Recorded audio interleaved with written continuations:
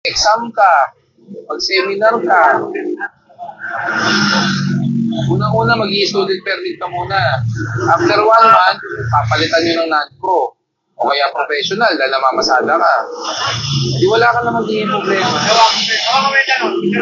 Alam nyo nila kung saan kayo pinapayagan at di kayo po pwede.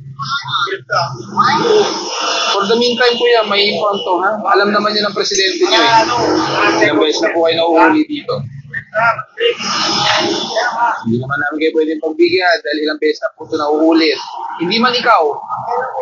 Kaya, sabi mo kanina, boundaryhan mo to. Buti ako naniniwala ngayon ka lang. Oy, bakit ka lumabas ng C5 kung doon ka sa looban? Ha? Kaya nga, pinagbabawal nga po kayo dito. Pangalawa, wala ka lang lisensya. Nasagalit ka ng pasahero. Buhay po yung sinasakay mo. Wala kang lisensya, di ba? Pag tinanong kita tungkol sa mga batas ng pagkakapito, sigurado ako hindi mo masasagot. Hindi ka namin mapagbibigyan. Kasi hindi naman ito unang beses na pumunta dito. Ilang grupo na yung nahuli namin at pinagsabihan. Yun nga kasi problema, wala kang lisensya kaya hindi mo alam eh.